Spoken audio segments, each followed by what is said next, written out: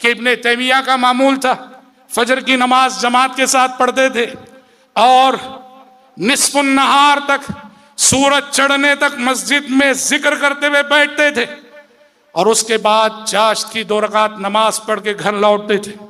ابن قیم کہتے ہیں میں نے ابن تیمیہ کو بارہا فرماتے ہوئے سنا ہے کہ یہ جو فجر بعد سے ذکر کرتے ہوئے نصف النہار تک بیٹھنا یہ میرا ناشتہ ہے۔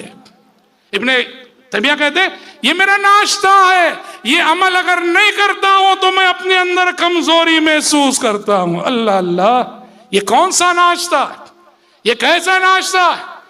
یہ روحانی طاقت ہے جو عبادت سے ملا کرتی ہے۔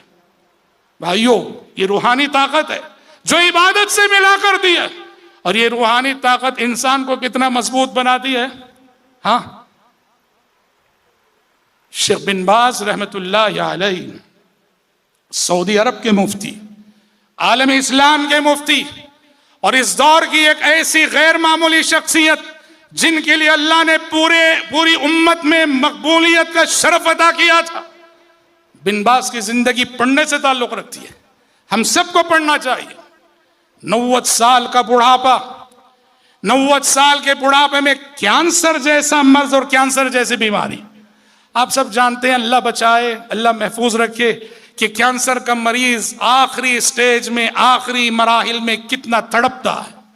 وفات سے 1 ہفتہ پہلے سے، وفات سے 10 دن پہلے سے ایک کینسر کا مریض کیسا تڑپتا ہے، درد کی کسک اسے کیسے تڑپاتی ہے، یہ ہم میں سے بہت سو نے دیکھا ہوگا۔ 90 سال کا بڑھاپا بن باز کو، اور اس میں کینسر جیسے مرض کی اذیت اور تکلیف، لیکن اللہ اکبر، قربان جائیے، اس حالت میں بھی ان کی زندگی کے آخری ایام کے بارے میں جو لکھا گیا ہے، آخری مرحلے میں ہسپتال لے جایا گیا، ایک نرس تھی وہاں، پتا چلا کہ وہ کرسچن ہے، تو دعوت دینے لگے، اس کو کہنے لگے کہ شرک سے توبہ کرو، اسلام لاؤ، توحید کی دعوت دینے لگے۔ اور آخری رات، جس رات 3 بجے روح قبض ہوئی، جس رات ان کا انتقال ہوا، ان کا معمول تھا عشاء بعد ان کی مجلس افتاء جمتی تھی، جہاں لوگ بیٹھ کر ان سے سوالات کرتے تھے، جوابات دیتے تھے۔ زندگی کی آخری رات بھی حسب معمول وہ بیٹھتے ہیں، لوگوں کے سوالات کے جوابات دیتے ہیں۔ آخری مسئلہ ان سے طلاق سے متعلق پوچھا گیا اور انہوں نے جواب دیا۔ 90 سال کا بڑھاپا اور کینسر کا آخری سٹیج اور بالکل آخری سانسیں، اور اس میں بھی زندگی کی یہ معمولات جاری ہیں۔ یہ کیسے ممکن ہو سکا؟ یہی ہے روحانی طاقت، اور یہ روحانی طاقت کہاں سے حاصل ہوتی ہے؟ رب العالمین سے بندے کا جو تعلق ہوتا ہے، جو رشتہ ہوتا ہے، عبادت کی جو طاقت ہوتی ہے، عبادت سے یہ وٹامن حاصل ہوتا ہے۔ دنیا کے کسی ٹیبلٹ سے یہ وٹامن نہیں ملے گا، یہ وٹامن صرف اور صرف عبادت سے ملے گا، عبادت سے ملے گا۔ بڑے سے بڑا ڈاکٹر بھی اس مرحلے میں کینسر پیشنٹ کو کچھ راحت فراہم نہیں کر سکتا، مگر عبادت راحت فراہم کرتی ہے۔ یہ عبادت کا وٹامن ہے، یاد رکھنا۔ حضرات، اپنی عبادتوں میں لذت کو ڈھونڈا کرو، اپنے سجدوں میں عبادت لذت کو ڈھونڈا کرو، اپنی تلاوت قرآن میں عبادت کی حلاوت کو ڈھونڈا کرو، اپنے ذکر و اذکار میں عبادت کی مٹھاس کو ڈھونڈا کرو۔ واللہ جس دن آپ عبادت کی لذت سے آشنا ہو گئے، دنیا کی ہر مصیبت کو آپ شکست دیں گے، دنیا کے ہر دکھ کو آپ شکست دیں گے، دنیا کے ہر درد کو آپ شکست دیں گے، دنیا کی ہر تکلیف کو آپ شکست دیں گے۔ وہ واقعہ ہم سنتے ہیں، بار بار سنتے ہیں، بخاری شریف کی روایت کے حوالے سے، عباد ابن بشر رضی اللہ عنہ تہجد پڑھ رہے تھے، دشمن نے تیر چلا۔ السلام علیکم ورحمۃ اللہ وبرکاتہ۔ ان الحمد للہ نحمده ونستعینه ونستغفره ونعوذ باللہ من شرور انفسنا ومن سیئات اعمالنا، من يهده الله فلا مضل له ومن يضلل فلا هادي له، واشهد ان لا اله الا الله وحده لا شريك له، واشهد ان محمدا عبده ورسوله۔ يا ايها الذين آمنوا اتقوا الله حق تقاته ولا تموتن الا وانتم مسلمون۔ يا ايها الناس اتقوا ربكم الذي خلقكم من نفس واحدة وخلق منها زوجها وبث منهما رجالا كثيرا ونساء واتقوا الله الذي تساءلون به والأرحام إن الله كان عليكم رقيبا يا أيها الذين آمنوا اتقوا الله وقولوا قولا سديدا يصلح لكم أعمالكم ويغفر لكم ذنوبكم ومن يطع الله ورسوله فقد فاز فوزا عظيما أما بعد فإن خير الحديث كتاب الله وخير الهدي هدي محمد صلى الله عليه وسلم وشر الأمور محدثاتها وكل محدثة بدعة وكل بدعة ضلالة وكل ضلالة في النار أعوذ بالله السميع العليم من الشيطان الرجيم من همزه ونفخه ونفسه التائبون العابدون الحامدون السائحون الراكعون الساجدون الآمرون بالمعروف والناهون عن المنكر والحافظون لحدود الله وبشر المؤمنين. اس اجلاس کے معزز صدر فضیلت الشیخ مولانا عبدالوہاب جامعی صاحب حفظہ اللہ، امیر صوبائی جمعیت الحدیث کرناٹکا و گوا، اسٹیج پر موجود جماعت اور جمعیت کے تمام ہی معزز علماء اور محترم ذمہ داران جماعت اور جمعیت، شرکائے اجلاس اور پردہ نشین خواتین اسلام، آپ نے ابھی میرا عنوان سنا ہے۔ منتظمین اجلاس نے مجھے حکم دیا ہے کہ میں آپ کے سامنے ایمانی زندگی میں عبادت کے اثرات اور اس کی اہمیت پر گفتگو کروں۔ حضرات، عبادت کی اہمیت کے لیے اس سے بڑی بات نہیں ہو سکتی کہ وہ مقصد حیات ہے، وہ مقصد زندگی ہے، بندے اور رب کے درمیان ایک عہد و پیمان ہے، ایک فرض ہے، ایک قرض ہے جو انسان پر عائد ہوتا ہے۔ وَاعْبُدْ رَبَّكَ حَتَّى يَأْتِيَكَ الْيَقِينُ، زندگی کی آخری سانس تک جاری رہنے والا سفر ہے جسے ہم عبادت کہتے ہیں۔ حضرات، ہم جب اللہ تبارک و تعالیٰ کی عبادت کرتے ہیں، عبادت میں آگے بڑھتے ہیں، عبادت کی معراج کو پہنچتے ہیں، ہمیں کیا کچھ ملتا ہے، کیا مقامات ملتے ہیں، کیا اعزازات ملتے ہیں، کیا انعامات ملتے ہیں، اس حوالے سے میں سیدھے ایک حدیث کی روشنی میں اپنی گفتگو کا آغاز کرنا چاہوں گا۔ یہ حدیث جو صحیح بخاری کی ہے، اور یہ حدیث یوں کہیے کہ ہمارا جو موضوع ہے اس موضوع ہی سے متعلق حدیث ہے، اور بڑی عظیم حدیث ہے یہ، جو ہم میں سے ہر شخص کو سمجھنا چاہیے۔ حدیث کے راوی حضرت ابو ہریرہ عبد الرحمن بن صخر الدوسی رضی اللہ تعالی عنہ ہیں۔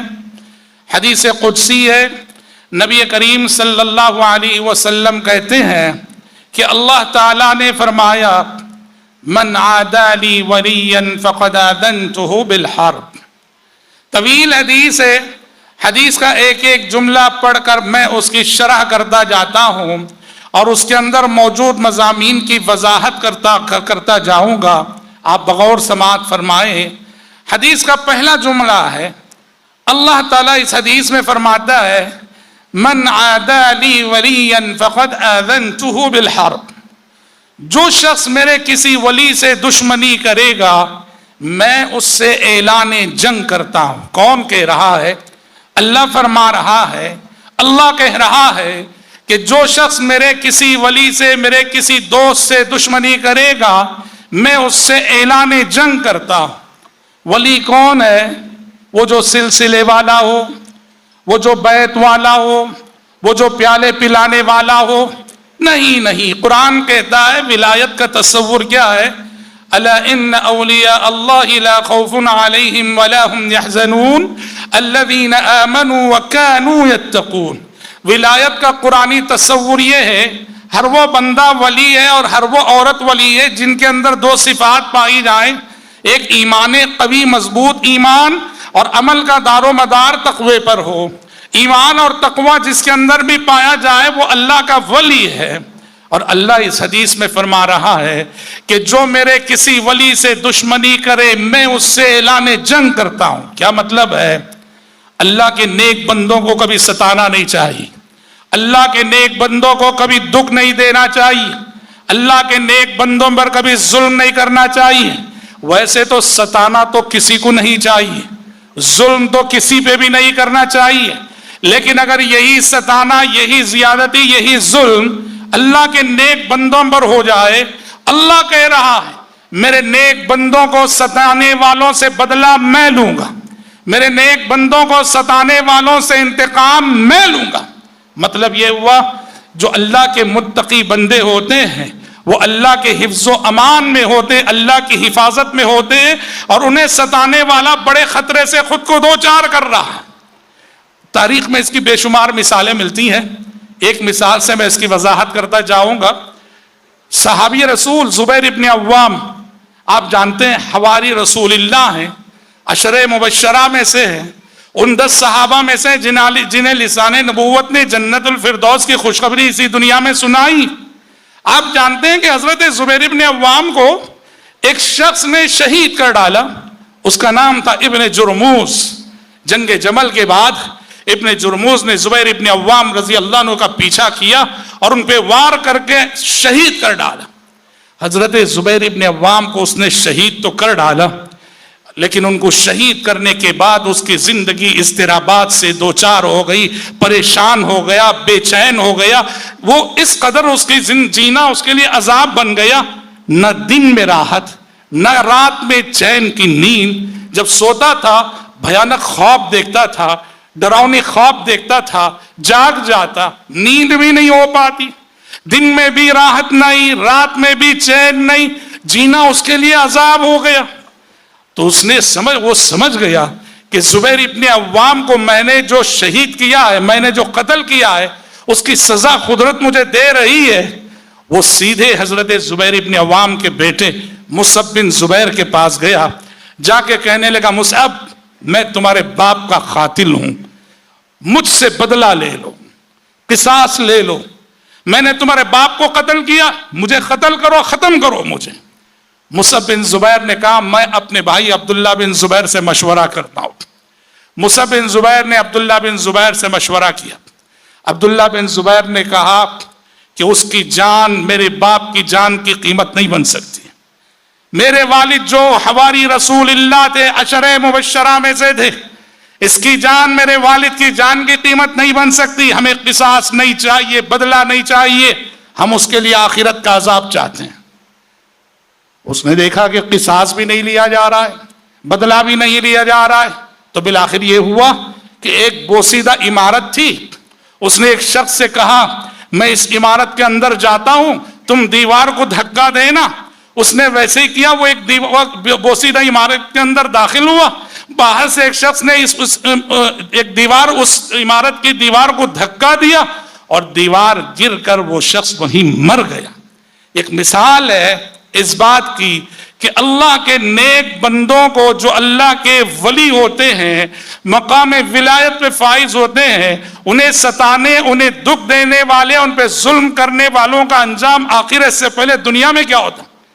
اور اس کے بعد جو حدیث ہے میرے بھائیوں, وہ حقیقت میں آدمی اس مقام ولایت تک کیسے پہنچتا ہے, آدمی اللہ کا ولی کیسے بنتا ہے, وہ مقامات کیا ہیں جن مقامات کو وہ پار کرنے کے بعد بڑے بڑے انعامات اور اعزازات کا مستحق بنتا ہے. اللہ نے کہا وَمَا تَقَرَّبَ إِلَيَّ عَبْدِي بِشَيْءٍ أَحَبَّ إِلَيَّ مِمَّا افْتَرَضْتُهُ عَلَيْهِ.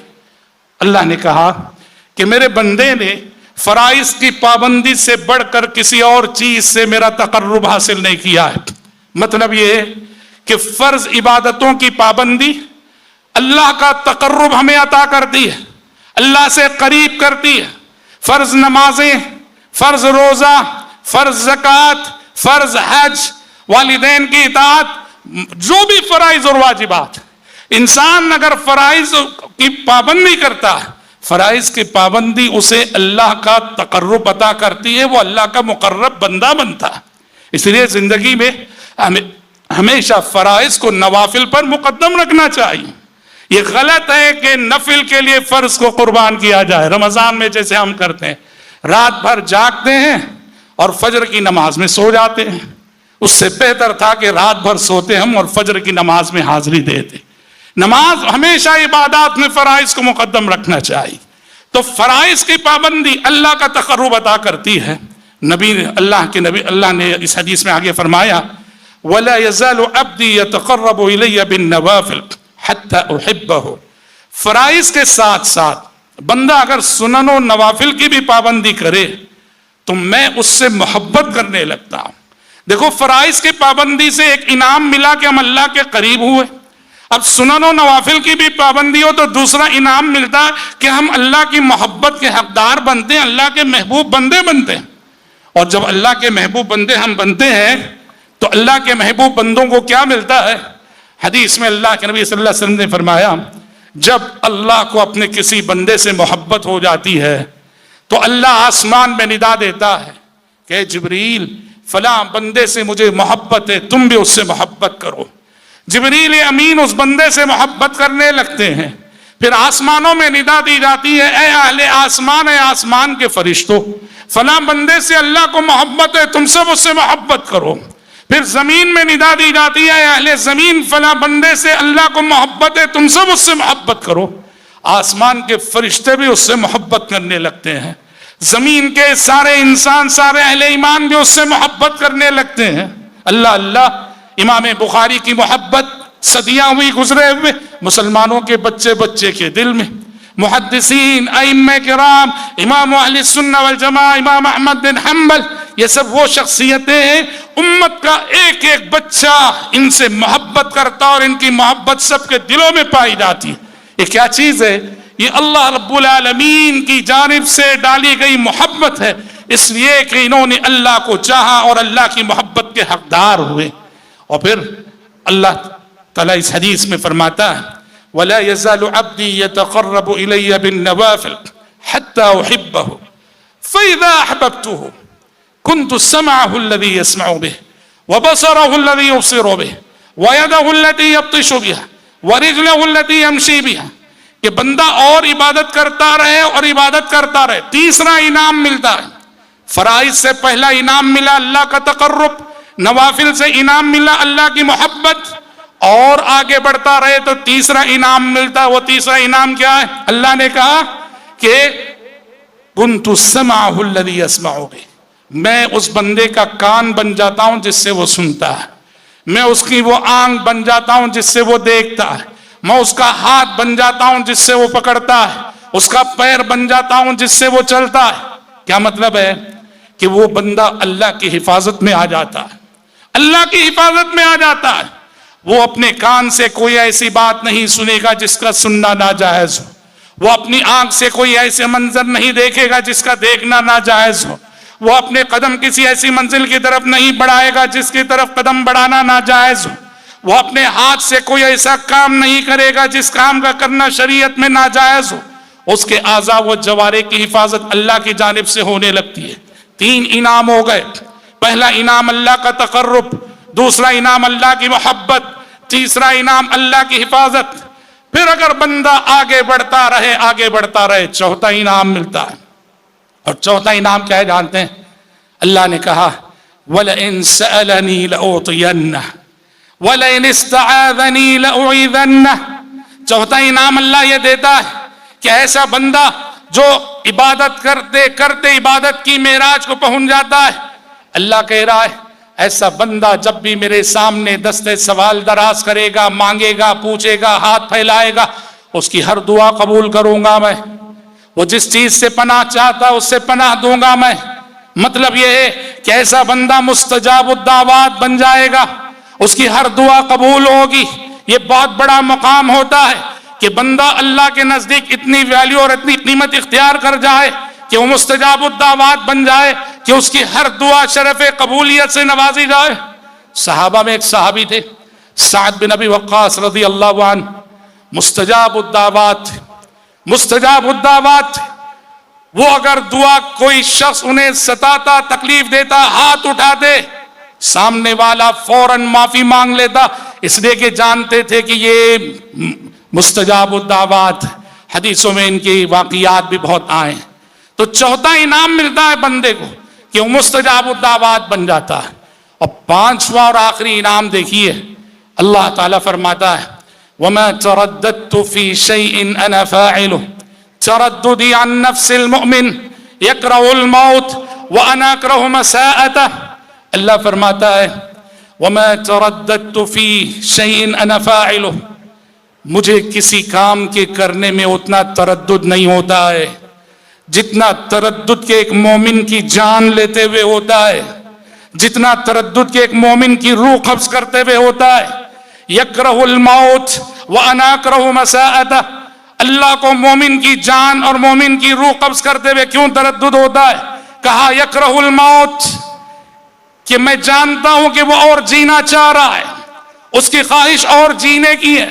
वह अना अकरहु मसाअतह, और मेरे इल्म में ये बात होती है कि अगर मैं उसे और जीने का मौका दूं तो आइंदा गुनाह करने वाला है। अल्लाह फरमाता है मैं अपने इल्म के तकाजे को पूरा करते हुए अभी मौत दूं कि अगर और चांस दूंगा तो आगे गुनाह करने वाला है, या फिर उसकी ख्वाहिश का लिहाज करूं और उसे और जीने का मौका दूं, इसलिए मुझे तरद्दुद होता है। भाइयों जानते हैं ये जो पांचवा इनाम है क्या है? अल्लाह कह रहा है मोमिन की रूह कब्ज करते हुए मुझे तरद्दुद होता है कि रुक करूं कि नहीं, और क्यों? इसलिए कि उसकी ख्वाहिश का भी लिहाज रखना, उसकी ख्वाहिश जीने की है। और अल्लाह के इल्म में यह बात है कि अगर मैं और जीने का मौका दूंगा तो गुनाह करने वाला है, इसलिए अल्लाह को तरद्दुद होता है कि मैं इसकी रूह अभी कब्ज करूं या फिर उसे जीने का मौका दूं। ये पांचवा मरहला, पांचवा इनाम क्या है जानते हैं? इसको हम यूं कह सकते हैं कि बंदे के जज्बात का भी अल्लाह के पास लिहाज होता है। चौथे इनाम में और पांचवें इनाम में फर्क क्या है जानते हैं? चौथा इनाम दुआ है, मुनाजात है, दिल की वो ख्वाहिशें जो जबान पे आ गई, दिल के वो अरमान जो जबान पे आ गए दुआ बनकर, वो चौथा इनाम है। लेकिन कुछ अरमान ऐसे होते हैं, कुछ ख्यालात ऐसे होते हैं, कुछ जज्बात ऐसे होते हैं जिन्हें आपने जबान पे नहीं लाया, आपने रब के सामने वो रखे नहीं, आपने रब से वो चीजें मांगी नहीं, मगर आपके दिल में वो अरमान है, वो ख्याल है, वो रुझान है। अल्लाह के पास एक मुकाम वो भी है कि आपकी दुआएं तो अल्लाह के पास कबूल होंगी ही, आपके वो जज्बात जिन्हें अभी आपने रब के सामने दुआ की शक्ल में रखा नहीं है, जिन्हें आपकी वो ख्वाहिशात जिन्हें अभी आपने अपने रब से मांगा नहीं है, रब्बुल आलमीन के पास एक मकाम बंदगी का इनाम यह भी है कि बंदे के जज्बात का भी अल्लाह लिहाज रखता है, साथ में आसमान से दुआओं का लिहाज और जज्बात का लिहाज। ये बहुत बड़ा मुकाम है, ये बहुत बड़ा मुकाम है कि अल्लाह किसी बंदे से इस कदर राजी हो जाए, इस कदर राजी हो जाए उसकी उबूदियत से, उसकी बंदगी से, उसकी इताअत से, उसकी फरमाबरदारी से कि उसे मांगना भी ना पड़े, उसे पूछना भी ना पड़े, बस उसके दिल में ख्याल आए, उसके दिल में अरमान करवट ले और रब्बुल आलमीन की जानिब से उसकी अरमानों का लिहाज रखा जाए। बंदे के जज्बात का जहां लिहाज होता है, ये बहुत बड़ा इनाम है जो बंदे को मकाम बंदगी के रास्ते में मिला करता है। कुतुब अहादीस में एक वाकया आया है, बड़ा मशहूर वाकया है, जहां आप देखें रब्बुल इज्जत जज्बात का लिहाज, मोमिन के जज्बात का लिहाज कैसा होता है और मोमिन रब की इबादत करते हुए इस मुकाम तक पहुंच कैसे जाता है। बुखारी में ये रिवायत, बुखारी में एक वाकया, हजरत अनस बिन नजर रज़ियल्लाहु अन्हु, अनस बिन मालिक और है, अनस बिन नजर और है। अनस बिन नजर रज़ियल्लाहु अन्हु की बहन थी, उनका नाम था रुबैया। रुबैया का झगड़ा एक औरत से हुआ और रुबैया ने उस औरत को घूंसा मारा, मजलूम औरत का दांत, सामने वाली औरत का दांत टूट गया। हजरत अनस की बहन के हाथ से एक दूसरी औरत का दांत टूट गया। मजलूम औरत के रिश्तेदार नबी करीम सल्लल्लाहु अलैहि वसल्लम की खिदमत में हाजिर हुए, शिकायत की, कहा अल्लाह के नबी, अनस बिन नजर की बहन ने हमारी फला खातून का दांत तोड़ा। अल्लाह के नबी हमें बदला चाहिए, हमें किसास चाहिए। अल्लाह के नबी ने अनस बिन नजर को बुलाया, अनस बिन नजर आए, कहा कि अनस शिकायत सुन रहे हो, तुम्हारी बहन रुबैया ने फला खातून का दांत तोड़ा है, ये लोग अब किसास चाहते हैं, बदला चाहते हैं। हजरत अनस ने कहा अल्लाह के नबी, मेरी बहन से यकीनन गलती हो गई, गलती हुई है, मेरी बहन की जानिब से मैं माफी मांगता हूं, ان سے کہیں کہ معاف کر دیں، پر مظلوم عورت کے رشتہ دار معاف کرنے کے لیے تیار نہیں۔ جب دیکھا معاف کرنے کے لیے تیار نہیں، حضرت انس نے کہا اللہ کے نبی اگر وہ معاف نہیں کرنا چاہتے ہیں اتنی درخواست کیجئے کہ میں دانتوں کی دیت ادا کر دوں گا، دیت لے کر چھوڑ دے میری بہن۔ دیت کیا ہے؟ ایک دانت کی دیت 5 اونٹ ہے اسلام میں۔ کوئی ناحق کسی کا ایک دانت توڑے تو 5 اونٹ اسے دینے پڑیں گے، تو کہا کہ میں دیت دے دوں گا، کہیں دیت لے لے اور معاف کر دے۔ پر مظلوم عورت کے رشتہ دار معاف کر دیت لینے کے لیے بھی تیار نہیں، وہ مصر تھے قصاص پر، وہ مصر تھے قصاص پر۔ نبی کریم صلی اللہ علیہ وسلم نے کہا کتاب اللہ القصاص یا انس، اے انس اب قصاص کے سوا کوئی راستہ نہیں، اب تمہاری بہن کا دانت تو ٹوٹنا ہی ہے۔ حضرت انس نے کہا یا رسول اللہ اتکسر ثنیۃ الربیع، اے اللہ کے نبی کیا میری بہن ربیہ کا دانت توڑا جائے گا آج؟ نبی نے پھر کہا کتاب اللہ القصاص یا انس، کہا کہ انس اللہ کی کتاب کا حکم ہے قصاص کا۔ سورہ مائدہ پڑھی، اللہ نے کہا وَكَتَبْنَا عَلَيْهِمْ فِيهَا أَنَّ النَّفْسَ بِالنَّفْسِ وَالْعَيْنَ بِالْعَيْنِ وَالْأَنْفَ بِالْأَنْفِ وَالْأُذُنَ بِالْأُذُنِ وَالسِّنَّ بِالسِّنِّ وَالْجُرُوحَ قِصَاص۔ توریت میں ہم نے یہ بات لکھ دی تھی کہ اگر کوئی ناحق کسی کا قتل کرے بدلے میں اس کا قتل کیا جائے، کوئی ناحق کسی کی آنکھ پھوڑے بدلے میں اس کی آنکھ پھوڑی جائے، کوئی ناحق کسی کا کان کاٹے بدلے میں اس کا کان کاٹا جائے، کوئی ناحق کسی کا دان توڑے بدلے میں اس کا دان توڑا جائے، کوئی ناحق کسی کو زخمی کرے بدلے میں اسے زخمی کیا جائے۔ کہا کتاب اللہ القصاص یا انس، کہا کہ انس اللہ کی کتاب کا حکم ہے کہ بدلہ لو، قصاص لو۔ حضرت انس جو اپنی بہن ربیہ کی محبت کے جذبات سے سرشار تھے، انہوں نے یہ سن کے کہا لا والذی بعثک بالحق لا تکسر ثنیۃ الربیع، کہا کہ نہیں اللہ کے نبی نہیں، قسم اس ذات کی جس نے آپ کو پیغام حق کے ساتھ بھیجا ہے، آج میری بہن ربیہ کا دانت نہیں توڑا جائے گا۔ نافرمانی نہیں کر رہے تھے، نافرمانی نہیں کر رہے تھے، بہن کی محبت کے جذبات سے مغلوب ہو گئے تھے، جذبات بول رہے تھے، ایک بھائی کی تڑپ بول رہی تھی، ایک بھائی کی محبت بول رہی تھی، ایک بھائی کا پیار بول رہا تھا، ایک بھائی کا درد بول رہا تھا اپنی بہن کے حق میں۔ کہا نہیں اللہ کے نبی میری بہن ربیہ کا دانت نہیں توڑا جائے گا، قسم میں اس ذات کی جس نے آپ کو پیغام حق کے ساتھ بھیجا۔ ادھر انہوں نے قسم کھائی، ادھر مظلوم عورت کے رشتہ داروں نے کہا اے اللہ کے نبی ہم نے انہیں معاف کر ڈالا، ہم نے انہیں معاف کر ڈالا۔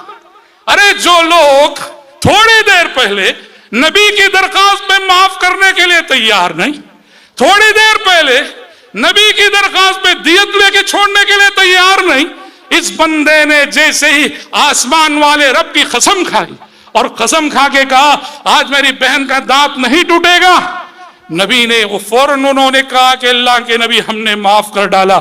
اس وقت نبی نے کہا ان من عباد اللہ من لو اقسم علی اللہ لا برہ، اس زمین پر اللہ کے کچھ بندے ایسے ہوتے ہیں جو اتنے قیمتی ہوتے ہیں، اللہ کے پاس ان کا مقام اتنا بلند ہوتا ہے، اگر کسی معاملے میں وہ اللہ کے نام کی قسم کھا لے، اللہ ساتویں آسمان سے ان کی قسم کی لاج رکھ کر معاملے کو ویسے ہی کر دکھاتا ہے جیسے وہ قسم کھاتے ہیں۔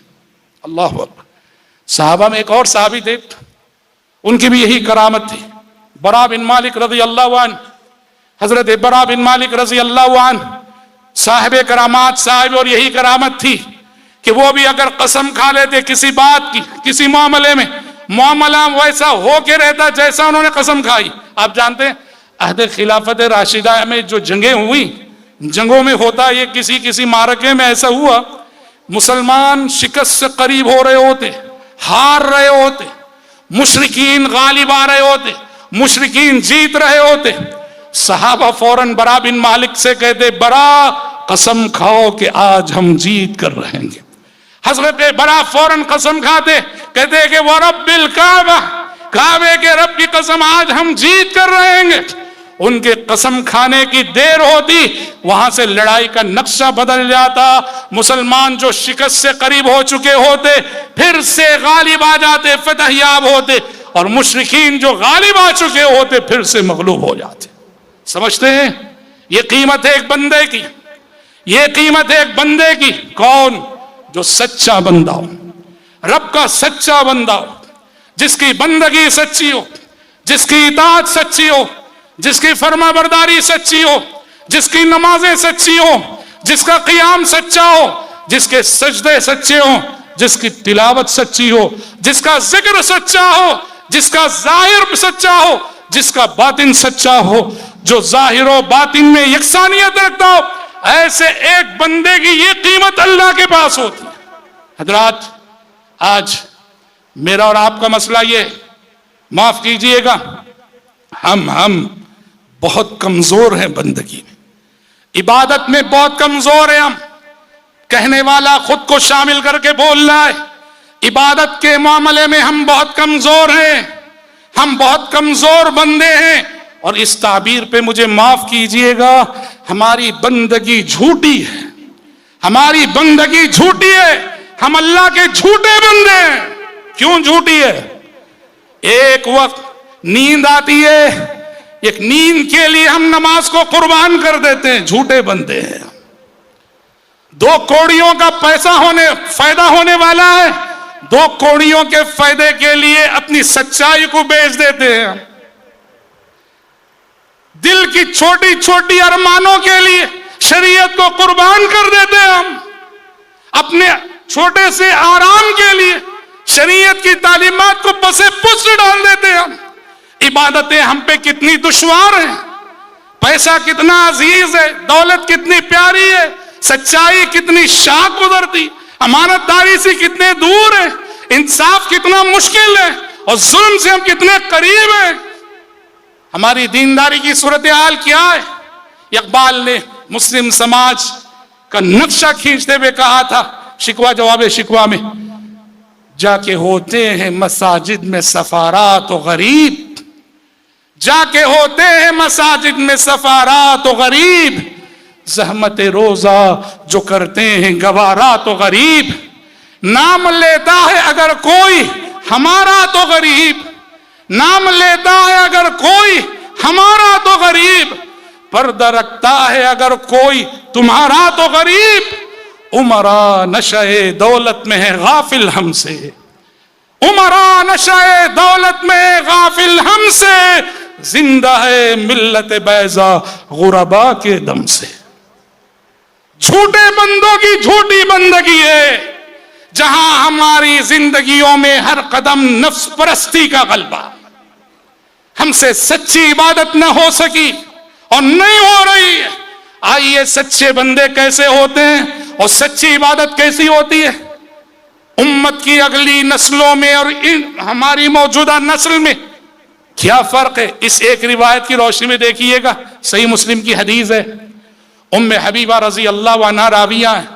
ام حبیبہ فرماتی ہیں کہ میں نے اللہ کے نبی کو فرماتے ہوئے سنا کہ جو شخص دن میں 12 رکعت سنتیں پڑھے, اللہ ان 12 رکعت کے بدلے اسے جنت الفردوس میں ایک محل بنا دے. سنن مؤکدہ, فجر میں 2, ظہر میں پہلے 4 اور بعد میں 2, مغرب میں بعد میں 2, عشاء میں بعد میں 2, سنن مؤکدہ کل 12 رکعت. ام حبیبہ رضی اللہ عنہا نے نبی کو فرماتے ہوئے سنا جو مسلمان بھی ان 12 رکعت کی پابندی کرے جنت الفردوس میں اس کے لیے اللہ محل بنا دیتا. ام حبیبہ فرماتی ہیں جس دن سے میں نے یہ حدیث نبی سے سنی آج تک کسی دن بھی یہ 12 رکعت مجھ سے چھوٹی نہیں. اللہ اللہ. اچھا, ام حبیبہ سے اس حدیث کو روایت کیا حضرت انبسا نے. وہ کہتے ہیں جس دن سے میں نے یہ حدیث ام حبیبہ رضی اللہ عنہ سے سنی آج تک کبھی یہ 12 رکعت میں نے چھوڑی نہیں. حضرت انبسا سے یہ حدیث سنی ان کے شاگرد عمر بن اوس نے. وہ کہتے ہیں جس دن سے میں نے اپنے استاد عمر بن اوس سے یہ حدیث سنی آج تک کبھی یہ 12 رکعت میں چھوڑی نہیں. عمر بن اوس سے یہ حدیث سنی ان کے شاگرد نعمان ابن سالم نے. وہ کہتے ہیں جس دن سے میں نے اپنے استاد عمر بن اوس سے یہ حدیث سنی آج تک کبھی یہ 12 رکعت میں نے چھوڑی نہیں. نوافل سنن کا یہ اہتمام، یہ سچی بندگی ہے، یہ اللہ کے سچے بندے ہیں. اور ظاہر بات ہے جب ایسے بندے زمین پہ ہوتے تھے تو جب بھی ان کی نگاہیں آسمان کی جانب اٹھتی تھیں تو فرشتے آسمان سے نازل ہو جایا کرتے تھے.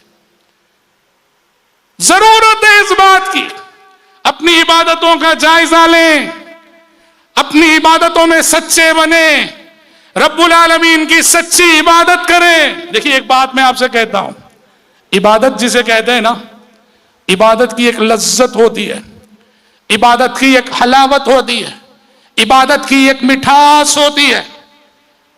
عبادت واقعی اگر ہماری عبادت بن جائے نا، ہمارے ہر درد کی دوا عبادت ہے، ہمارے ہر دکھ کا علاج عبادت ہے، ہمارے ہر رنج و غم کا حل عبادت ہے، ہماری زندگی کی ہر پریشانی کا حل عبادت ہے.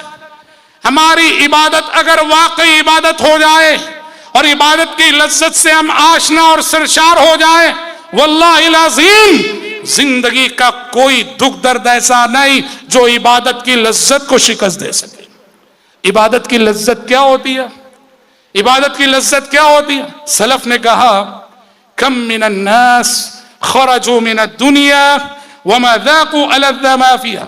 سلف نے کہا کتنے لوگ ایسے ہیں دنیا میں آئے بھی، دنیا سے گئے بھی، اور دنیا کی لذیذ ترین چیز کا مزہ تک انہوں نے چکھا نہیں. کون سی لذت ہے؟ یہ تعلق باللہ کی لذت ہے، یہ عبادت کی لذت ہے، یہ بندگی کی لذت ہے، یہ سجدوں کی لذت ہے، یہ تلاوت قرآن کی لذت ہے. حضرات اپنی عبادتوں میں لذت کو ڈھونڈا کرو، اپنے سجدوں میں عبادت لذت کو ڈھونڈا کرو، اپنی تلاوت قرآن میں عبادت کی حلاوت کو ڈھونڈا کرو، اپنے ذکر و اذکار میں عبادت کی مٹھاس کو ڈھونڈا کرو. واللہ جس دن آپ عبادت کی لذت سے آشنا ہو گئے، دنیا کی ہر مصیبت کو آپ شکست دیں گے، دنیا کے ہر دکھ کو آپ شکست دیں گے، دنیا کے ہر درد کو آپ شکست دیں گے، دنیا کی ہر تکلیف کو آپ شکست دیں گے. وہ واقعہ ہم سنتے ہیں، بار بار سنتے ہیں، بخاری شریف کی روایت کے حوالے سے. عباد ابن بشر رضی اللہ عنہ تہجد پڑھ رہے تھے، دشمن نے تیر چلایا، تیر آ کے پیر میں پیوست ہو گیا، نماز جاری رہی. دشمن نے دوسرا تیر چلایا، تیر آ کے پیر میں پیوست ہو گیا، نماز جاری رہی. دشمن نے تیسرا تیر چلایا، تیر آ کے پیر میں پیوست ہو گیا، نماز جاری رہی. آپ تصور کیجئے تیر کی چبھن، آپ اگر چھری لے کے یہاں مار لیں، چھری لے کے مار لیں، یہ چبھن بھی ہلکی ہے. تیر جس رفتار سے آ کے چبھتا ہے، گھستا ہے. تین تیر پیوست ہوئے، اور جب ان کے ساتھی کو انہوں نے جگایا اور ساتھی نے دیکھا کہ ساری زمین لہو لہان ہے، عباد ابن بشر سے کہا میرے بھائی پہلا تیر جب لگا کیوں نہیں جگایا؟ کیا کہا انہوں نے؟ کہا میں نماز میں ایک سورت پڑھ رہا تھا، اتنی لذت مل رہی تھی، میں اس سورت کو ختم کرنے سے پہلے نماز کو ختم کرنا مناسب نہیں سمجھا. حضرات واللہ العظیم ہم ان مقامات سے بہت دور ہیں، بہت دور ہیں. اللہ کے ان بندوں کی زندگیوں کو پڑھو جن کی زندگیاں عبادت سے عبارت ہیں، جن کے لیل و نہار عبادت سے عبارت ہیں، جن کے شب و روز عبادت سے عبارت ہیں، جو اللہ کے سچے بندے بن کر رہے ہیں. علامہ ابن قیم رحمۃ اللہ علیہ اپنے شیخ الاسلام ابن تیمیہ کے بارے میں فرماتے ہیں، ابن تیمیہ کے بارے میں کہتے ہیں کہ ابن تیمیہ کا معمول تھا فجر کی نماز جماعت کے ساتھ پڑھتے تھے اور نصف النہار تک، سورج چڑھنے تک مسجد میں ذکر کرتے ہوئے بیٹھتے تھے، اور اس کے بعد چاشت کی 2 رکعت نماز پڑھ کے گھر لوٹتے تھے. ابن قیم کہتے ہیں میں نے ابن تیمیہ کو بارہا فرماتے ہوئے سنا ہے کہ یہ جو فجر بعد سے ذکر کرتے ہوئے نصف النہار تک بیٹھنا، یہ میرا ناشتہ ہے. ابن تیمیہ کہتے ہیں یہ میرا ناشتہ ہے، یہ عمل اگر نہیں کرتا ہوں تو میں اپنے اندر کمزوری محسوس کرتا ہوں۔ اللہ اللہ، یہ کون سا ناشتہ ہے؟ یہ کیسا ناشتہ ہے؟ یہ روحانی طاقت ہے جو عبادت سے ملا کرتی ہے۔ بھائیو، یہ روحانی طاقت ہے جو عبادت سے ملا کرتی ہے، اور یہ روحانی طاقت انسان کو کتنا مضبوط بناتی ہے۔ ہاں، شیخ بن باز رحمت اللہ علیہ، سعودی عرب کے مفتی، عالم اسلام کے مفتی، اور اس دور کی ایک ایسی غیر معمولی شخصیت جن کے لیے اللہ نے پوری امت میں مقبولیت کا شرف عطا کیا تھا۔ بن باز کی زندگی پڑھنے سے تعلق رکھتی ہے، ہم سب کو پڑھنا چاہیے۔ 90 سال کا بڑھاپا، 90 سال کے بڑھاپے میں کینسر جیسا مرض اور کینسر جیسی بیماری، آپ سب جانتے ہیں، اللہ بچائے، اللہ محفوظ رکھے کہ کینسر کا مریض آخری سٹیج میں، آخری مراحل میں کتنا تڑپتا ہے۔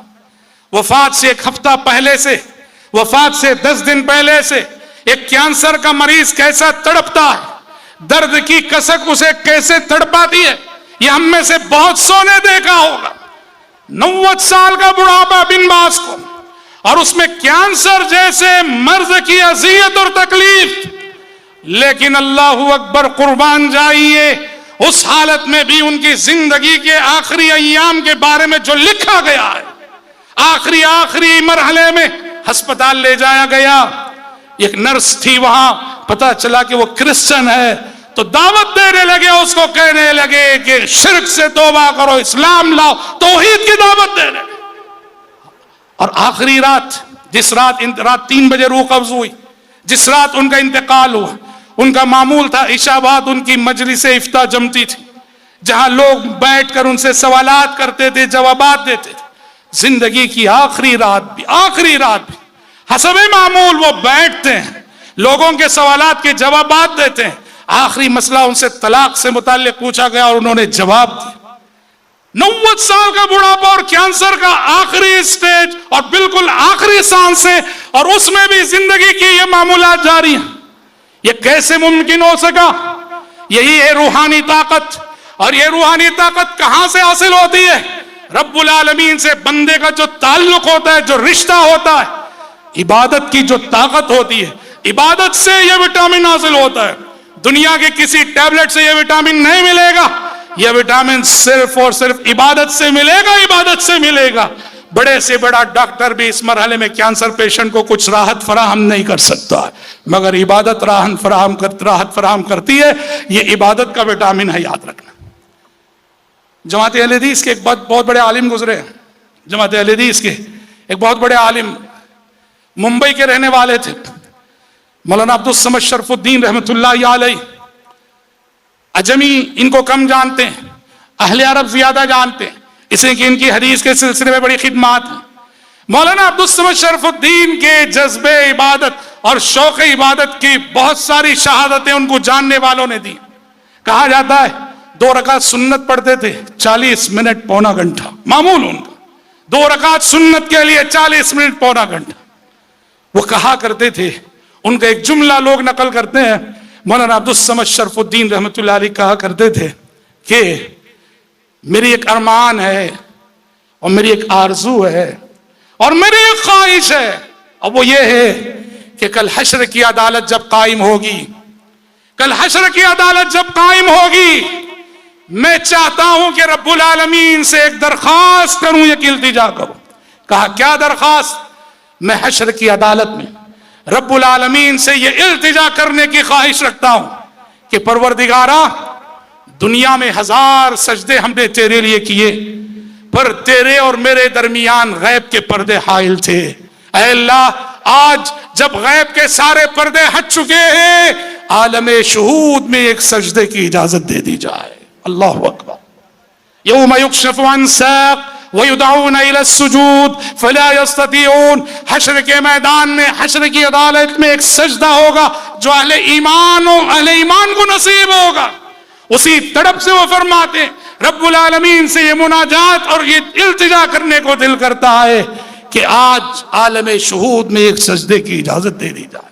حضرات، قصہ مختصر یہ، میری تقریر کا پیغام یہ میری اپنی ذات کے لیے بھی اور آپ سبوں کے لیے بھی، کہ عبادت میں ہم بہت پیچھے ہیں، عبادت میں ہم بہت کوتاہ ہیں، عبادتوں میں ہم بہت مقصر ہیں، قرآن سے ہمارا تعلق بہت کمزور ہے، ذکر و اذکار میں ہم بہت کوتاہ ہیں، نمازوں میں ہم بڑے کوتاہ ہیں، روزوں کی عبادت نفل روزے ہماری زندگی میں نہیں ہیں۔ اپنی عبادتوں کا جائزہ لیجیے، اور خاص کر ایک بات یاد رکھیے، امیر محترم نے ایک حدیث کی جانب اشارہ کیا، بہت معنی خیز حدیث۔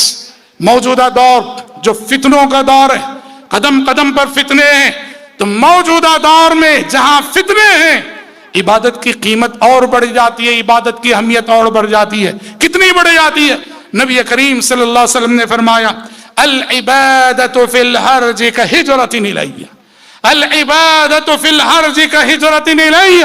نبی فرماتے ہیں فتنوں کے زمانے میں عبادت کرنے والا اتنا ہی اجر و ثواب پائے گا جتنا اجر و ثواب کے میری جانب ہجرت کرنے والے کو ملا کرتا تھا۔ یعنی نبی کے زمانے میں مکہ سے مدینہ ہجرت کرنے والے صحابہ کو جو ثواب ملا، نبی فرما رہے ہیں کہ فتنوں کے زمانے میں عبادت پر استقامت دکھانے والے بندوں کو وہ عظیم اجر و ثواب اللہ نوازے۔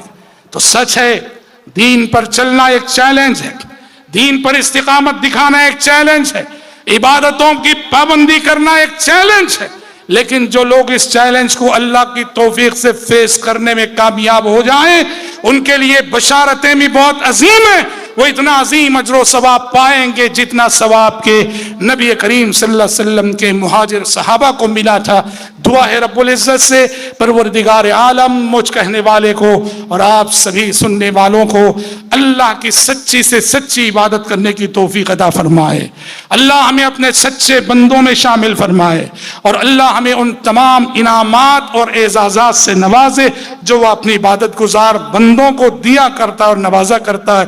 اللہم آمین، وصلی اللہ وسلم علی خیر خلقی محمد وآلہ وصحبہ اجمعین، والسلام علیکم ورحمۃ اللہ وبرکاتہ۔ جزاکم اللہ خیرا احسن الجزا۔ ابھی ہم نے نہایت ہی بصیرت افروز